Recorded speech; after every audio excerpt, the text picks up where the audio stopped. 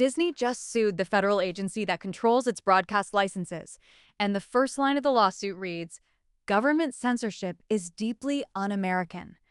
That is one of 6 stories moving money and power today. In California, opening statements began in a social media trial where a court heard the claim that Meta hid the truth about child safety.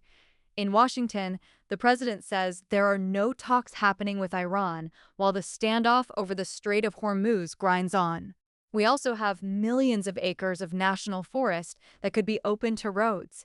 A Justice Department watchdog opening a review of how the DEA chases fentanyl, and a United States Navy destroyer with 300 sailors aboard that broke down in the Pacific for 4 days. Stay to the end, because the last 2 are the ones almost nobody covered.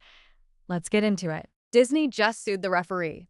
ABC and its corporate parent, the Walt Disney Company, filed suit against the Federal Communications Commission in federal court on Tuesday, and the complaint opens bluntly. Government censorship is deeply un-American.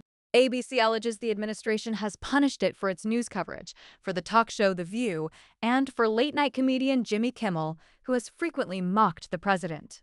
The lawsuit cites Donald Trump's own social media posts attacking that programming and quotes a unanimous Supreme Court decision holding that government may not use the power of the state to punish or suppress disfavored expression.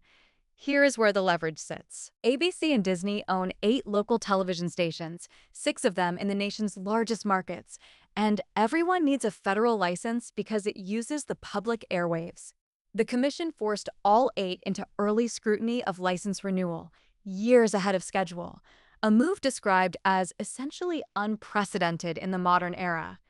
FCC Chairman Brendan Carr did not immediately comment. Carr has said he is simply ensuring broadcasters serve the public interest, but he also warned that Disney could do this the easy way or the hard way, as Trump demanded Kimmel be pulled. Kimmel was suspended, then returned days later after public outcry. Remember, ABC already paid $16 million to settle Trump's defamation case in December of 2024, reported by NPR. The biggest social media company on earth is now on trial, and the accusation put to the court on day 1 was that Meta hid the truth about child safety. That is the claim a court heard as the social media trial began, according to the BBC. The Associated Press describes it as a pivotal trial for Meta platforms, with opening statements beginning in California. Understand exactly what that phrase means. This is an allegation made by lawyers in a courtroom, it has not been proven, and Meta has not conceded it. Opening statements are argument, not evidence, and the company will get its turn to answer. But the reason this matters to you has nothing to do with legal theory. Almost every household with a teenager has these apps on a phone, and a trial forces internal company knowledge into the public record under oath in a way that no press release or congressional hearing ever does. Whatever documents and testimony surface in the coming weeks become the raw material for every regulator, every state attorney general, and every future lawsuit in this country and abroad. For shareholders, an adverse finding against a company this size is not a rounding error. Watch for what the internal records actually show once witnesses take the stand. Reported by the BBC, with additional detail from the Associated Press. There is no diplomacy happening with Iran. That is the word directly from President Donald Trump, who says no talks with Iran are taking place, even as the standoff over the Strait of Hormuz continues, according to CBS News. The Associated Press reports the same line from the White House, that the United States has no talks planned with Iran. And there is a second thread the Associated Press adds. Officials say Trump threatened to bomb Oman because he is unhappy with that country's deal with Iran. Note the attribution carefully. That threat is described by officials speaking to the Associated Press, not confirmed on the record by the president himself. Why should this be on your radar rather than filed under foreign news? Because the Strait of Hormuz is a shipping choke point, and standoffs over shipping lanes are the kind of story that reaches ordinary people through the price of fuel and the cost of moving goods long before it ever reaches them through a headline about diplomacy. No talks means no scheduled off-ramp, and no off-ramp means the risk stays priced into markets day after day. What to watch next is simple. Any signal that a channel of communication reopens, and any movement of traffic through that strait. reported by CBS News and the Associated Press. Land you already own is on the table. President Donald Trump is seeking to open millions of acres of national forests to roads, according to the Washington Post. Read that scale again, because it is the whole story. Not a parcel, not a single forest, but millions of acres of federal land where road building has been off limits. National forests belong to the public. They are managed by the federal government on behalf of every taxpayer in the country, which means a decision about whether roads can be cut into them is not a private business decision. It is a decision about a public asset made in Washington that changes what can physically be driven into and hauled out of those acres. Roads are the precondition for everything else. Where a road goes, machinery, equipment, and commercial activity can follow, and access that did not exist before suddenly does. That is precisely why roadless protections have been fought over for decades, and why the Washington Post is treating the scale of this proposal as the headline. What matters next is the process. A move this size normally runs through rulemaking, public comment, and, almost inevitably, litigation, and each of those stages is a place where the acreage figure can shrink or hold.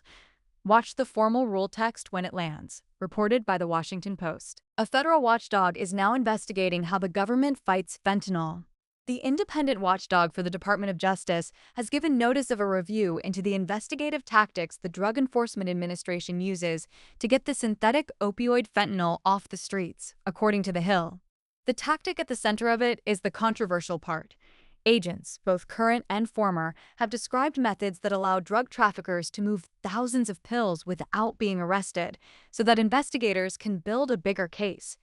Think about the trade-off in plain terms. The theory behind letting a shipment run is that you follow it upward and take down the network instead of the courier. The cost is that, while that case is being built, real pills are reaching real streets. That is the tension the watchdog now has to weigh, and it is why agents inside the agency were willing to talk about it at all. This matters to household safety more than almost any policy fight, because fentanyl deaths are not abstract to the families who have lived them. A watchdog review is not a finding of wrongdoing. It is a formal look at whether a tactic is justified, supervised, and worth its cost. What comes next is the report, and whether it recommends the practice be narrowed or stopped, reported by The Hill. Finally, the story that should worry any taxpayer who funds the defense budget. A United States Navy destroyer with 300 sailors aboard broke down for 4 days in the Pacific, according to the Associated Press. Sit with those two numbers, 300 people and 4 days. A destroyer is a frontline warship, and the Pacific is the ocean where the United States is spending the most money and the most attention on readiness. A vessel that cannot move for 4 days is not a vessel that can respond to anything during those 4 days. Readiness is the entire product the Navy sells to the public. Americans spend enormous sums on shipbuilding and maintenance precisely so that hulls are available when they are needed. And every breakdown raises the same uncomfortable questions. What failed? Was it deferred maintenance? And is this one ship or a pattern across a class of ships? Those are the questions Congress asks with a budget in its hand. For you, the connection is direct. This is public money, and the value of the asset it bought is measured in whether the ship works.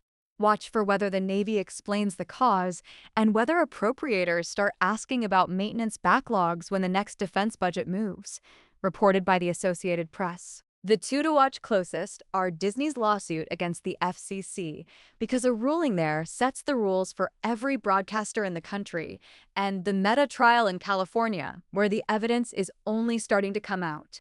So, which one worries you more? A government leaning on broadcast licenses, or a platform accused in court of hiding what it knew? Tell me below. If this was useful, hit like and subscribe, and I will see you tomorrow.